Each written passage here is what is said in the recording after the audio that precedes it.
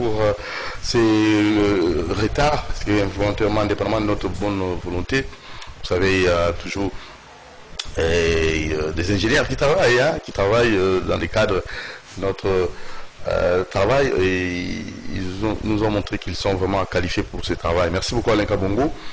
Merci à Karine Bébé et Caméra Women. Merci aussi à Kifoudi. Merci. On va directement attaquer notre rubrique sujet du jour avec le coordonnateur des enfants des martyrs.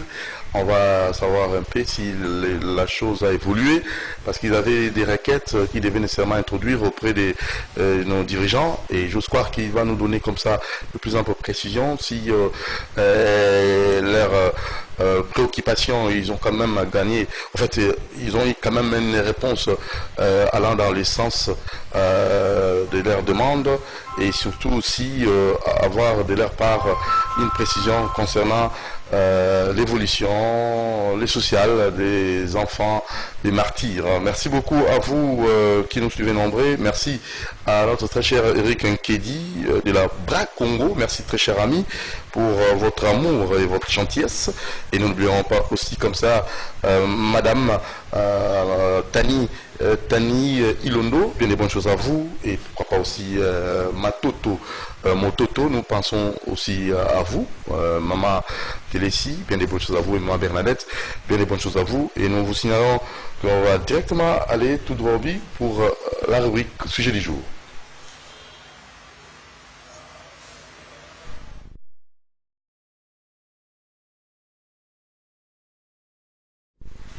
Voilà, c'est parti, coordonnateur des enfants des martyrs.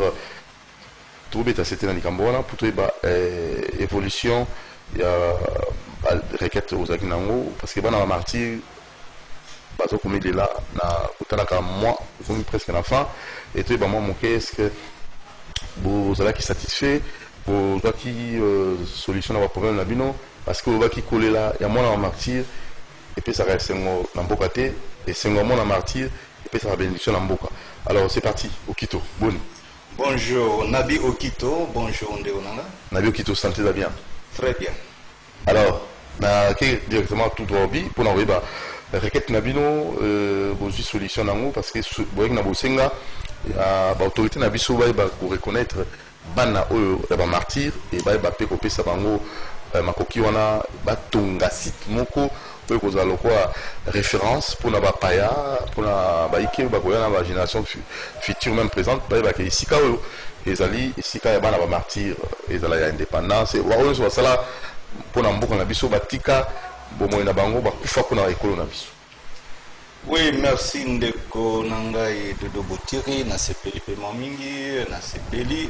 Mais elo waliboso na kolinga na répondre, ils allaient d'abord qu'on remercier bato nyos oyo ba meka ko aider famille ya bana ba martyr oyo tout oyo ba meka ko aider pe en particulier la famille Ngandu Kisase do na kobanda d'abord premièrement na Raisi Joseph Kabila oyo agarda biso jusque na temps nyonso oyo azaki na présidence de la République à la tête du pays.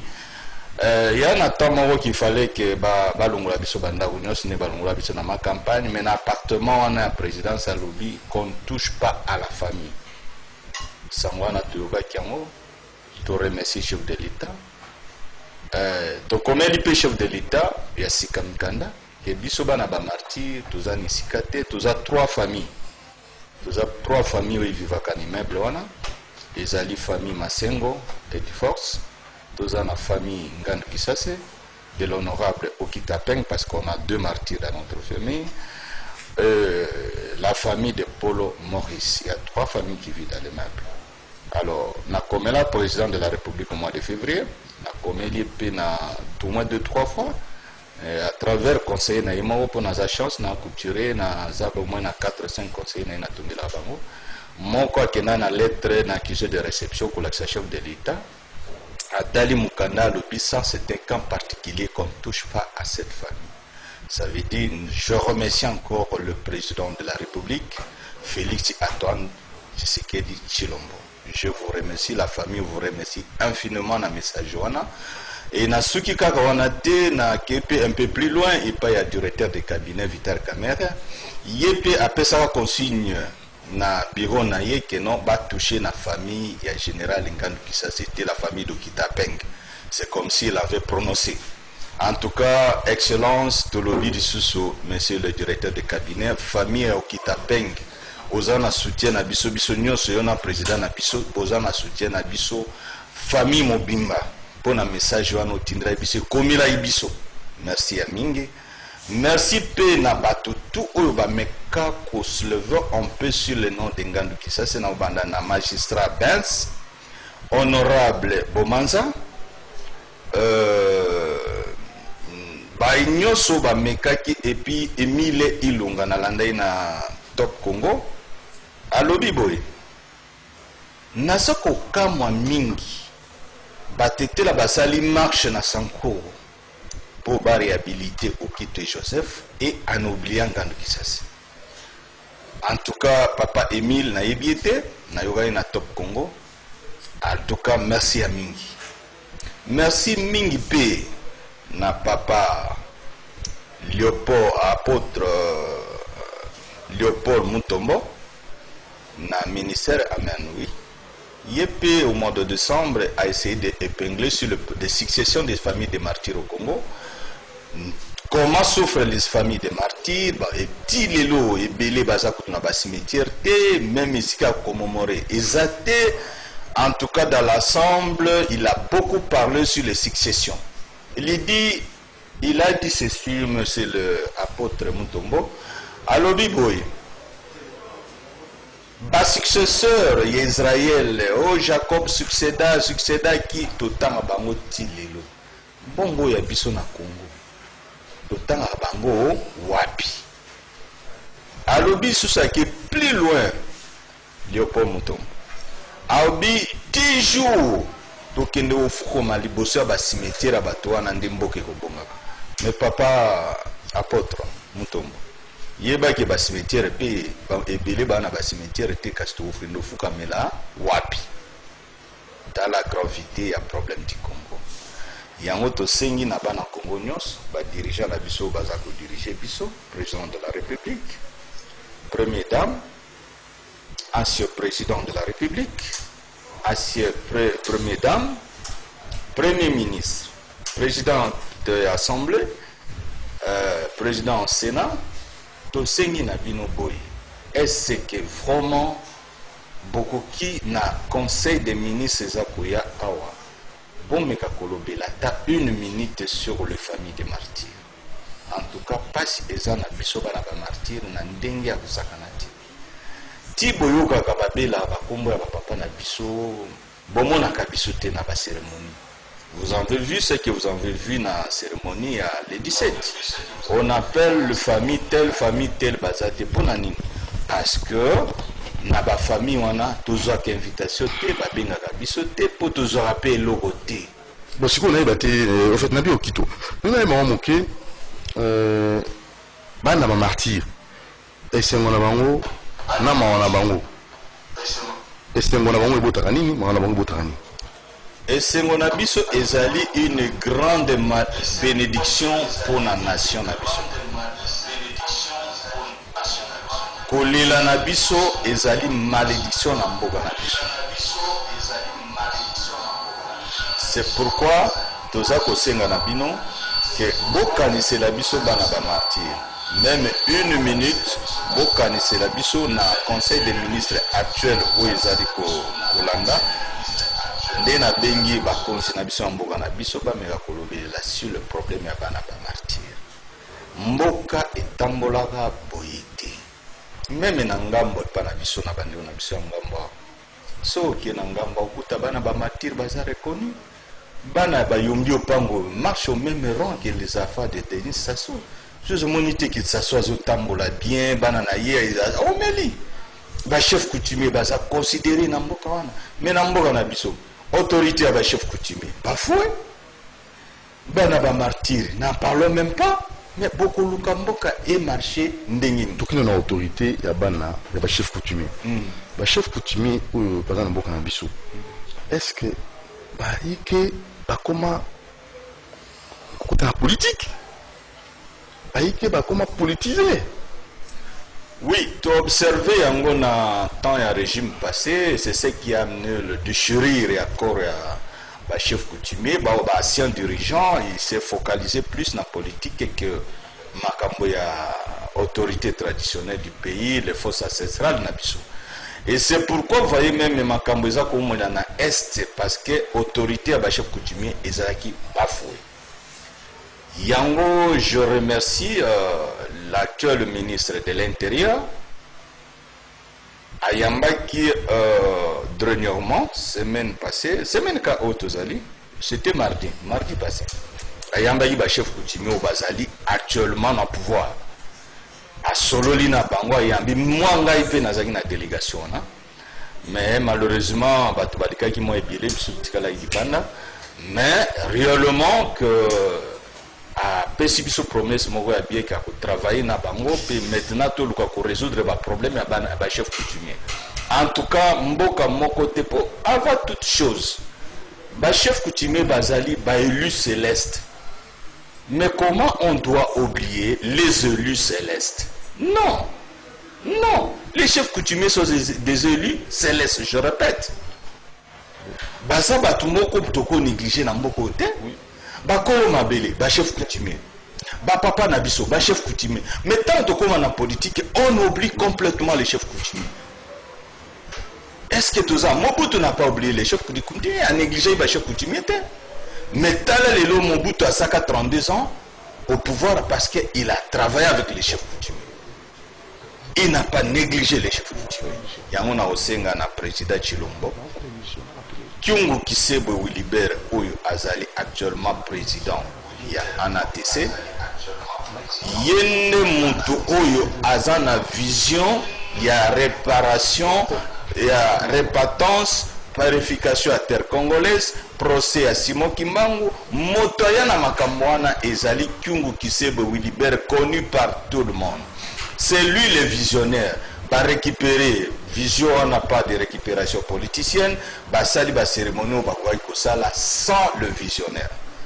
Ezali Kyungu Kisebe Wilibert nanga mutu na oloba wana bi okito na yana oyo ba bengi la réparation. Kyungu ayana makambo etali répatance, purification à terre congolaise, lancement ya procès à Simon Kimbangu.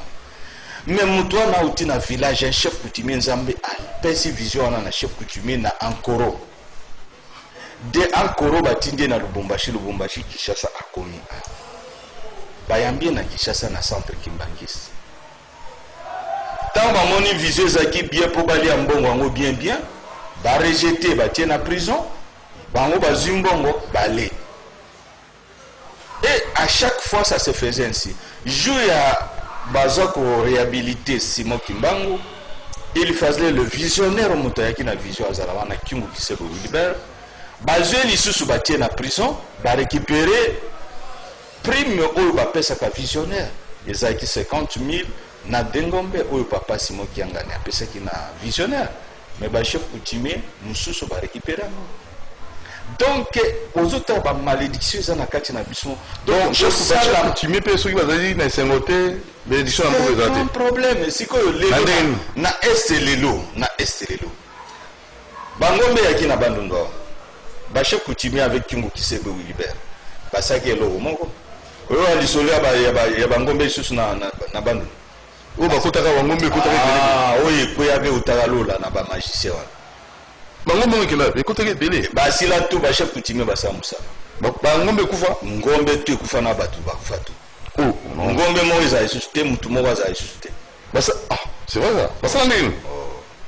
Mais ba chef coutumier ya Bandundu balobi babengi bato na bango ya mayele bapumbuki na butu bamoni keno bato wana na bangombe wana na butu ba batu na butu ba bangombe na butu na moi ngombe na butu batu na butu batu.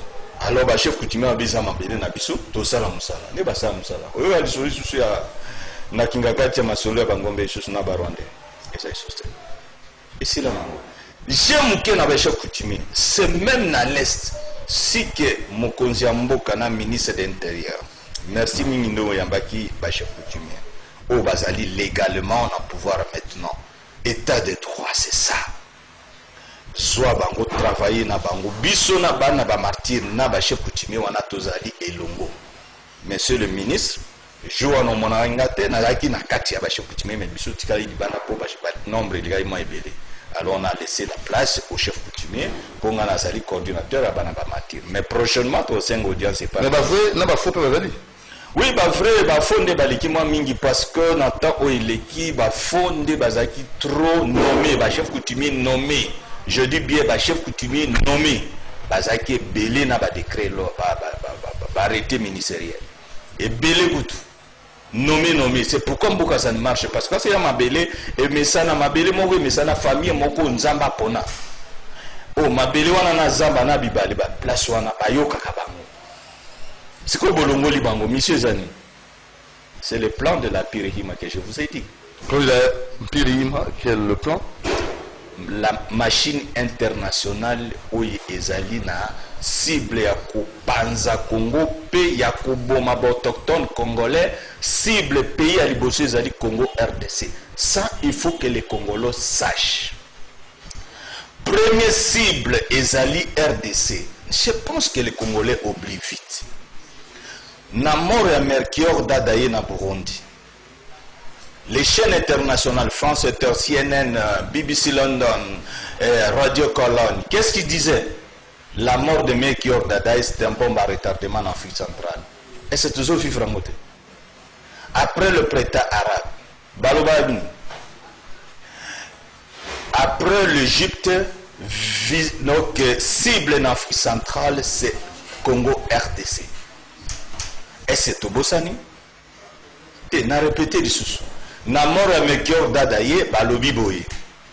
L'Occident, na ba chaîne na bango balobi. Mort à Dadaye, Melchior Dadaye en Afrique centrale. Melchior Dadaye Azaki, le premier président Hutu éli Bantu éli au Burundi. Babomier 3 mois après le pouvoir. Bango balobi ezaï plan na bango babomaki. Et puis balobi bien. La mort de Melchior Dadaye, c'est une bombe à retardement en Afrique centrale. Et après quelques temps, au Monaki Liwaya, 2 présidents dans un même avion, le président Juvenal Habyarimana du Rwanda et Sylvestre Cyprien du Burundi. Et quelques temps après, c'est la génocide organisée par la Nations Unies qu'il faut pointer les doigts.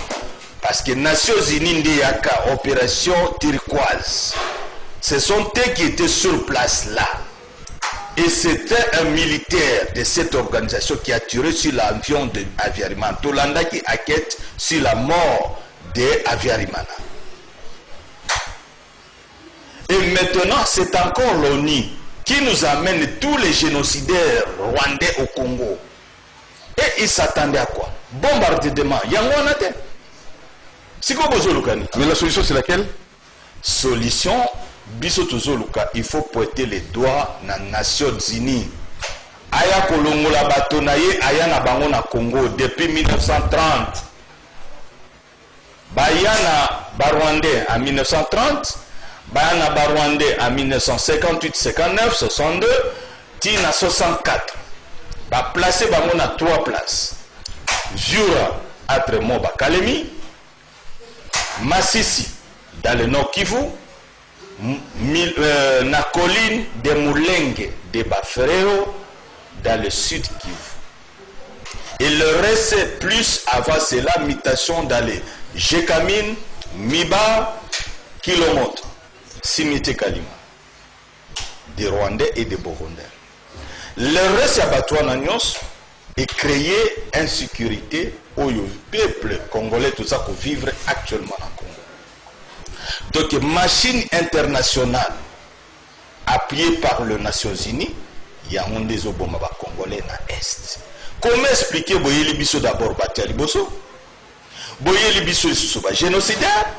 Maintenant, les Nations Unies font semblant comme il ne sait rien de ce qui se passe à l'Est. On doit l'informer. Qui a mené le Rwandais, les Tutsis rwandais en 1930? Ce n'est pas les Nations Unies. De 58, 59, 62, 64.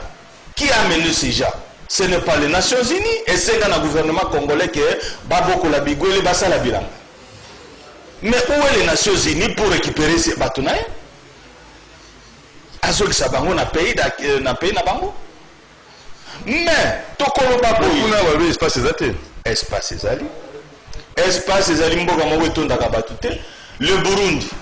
Je félicite les Burundais, les Tutsi burundais et les Hutus burundais. Ils ont compris qu'on a le temps de qu'est-ce que je peux dire, n'exilter. Ils ont dit de rester ensemble, ils ont dialogué, ils ont trouvé des solutions. Est-ce que la Rwanda espace ezali? Yo un espace. Superficie à Burundi na Rwanda, ils sont des mots. Presque des mots. Pourquoi les Burundais Bafandi et les Tutsis et les Hutus au Burundi sans problème? Alors, comment c'est la Rwanda fait bazo yamba? Voilà, c'est ça le problème qu'on doit parler. La majorité, 80% de la population sont des Hutus. Et 80% des Hutus sont dehors du pays. Vous croyez que 60 millions et 60% de la population d'une nation sont en dehors du pays et juste à la frontière il y a Mbokawana et vous croyez que la paix est en Rwanda? Non. Donc, que les Rwandais, pourquoi les Nations Unies n'obligent pas un dialogue avec qui entre les Rwandais? La génocide rwandais, c'était fait par les Rwandais eux-mêmes. Aucun Congolais n'était dans le génocide rwandais. C'est eux-mêmes qui s'ont tués. Mais le problème à Congo, c'est le Congo qui n'est pas un génocide. Même au la façon de parler à l'opinion internationale. L'Occident, c'est comme le Congo qui était auteur, comme celui qui a aidé le génocide rwandais. Mais le dialogue en question, le dialogue, on a pas passé à nous. Non, Bayoka n'a pas trouvé solution, ba cohabiter, na mboka na bango, ba femme na mboka na bango. Oyo ba kotikala na Congo na biso, oyo bazali ba omeli, oyo basali crime te, tout ça contre bandeko na biso, ba communauté rwandais oyo izofana na Congo te. Non, to bodobi momote. Tolingi bino mingi mais bino nde bozala bato ya liboso po boyebi bien musala ose kosalema na est at le Rwanda l'Ouganda vers le Congo pour déstabiliser soki bino bodénoncer ekoede biso kozwa lumière tomona ke baoyo ya solo baa bandeko na biso parce qu'il est impossible yo oza ndeko na biso ozokendeke kozwa manduki epai ya bavoisin baya koboma bandeko na yo est ce que oza ndeko te? Alors jusqu'à présent, si que le chef de l'État a dit bien que les Nyamurenge sont des Congolais, c'est tout à fait normal, ils ont bien, parce qu'ils sont constitutionnels. Mais, la conférence nationale et souveraine, tout le baïboy, tout l'ingi ba régime militaire te na mboka oyo epesa nationalité na batu. Oh, accord ya Saint-City na constitution oyo tozanango ezali constitution ya ba militaire ya ba rebelle. Il faut toujours dans la constitution, la biso charte à conférence nationale souveraine. Nous devons retourner dans ça. Conférence wana charte ya constitution wana nde toko sali la namboka oyo pembo ifani bien toko tala quelques ambitions ça kuna to bongisi malamu kitoko lisusu po charte ya constitution wana esala opinion internationale boya charte ya constitution parce que c'était génial.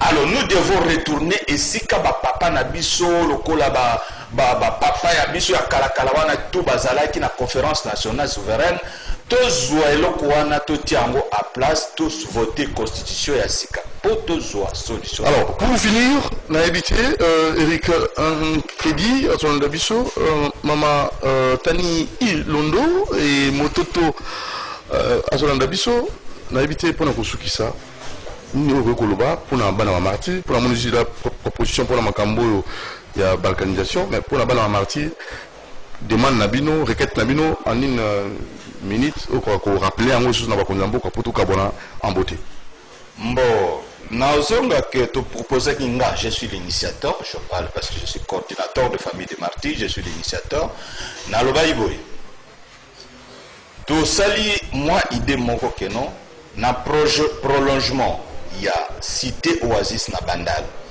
Batongela biso au moins 62 maisons d'abord au départ na ba martyr à première catégorie.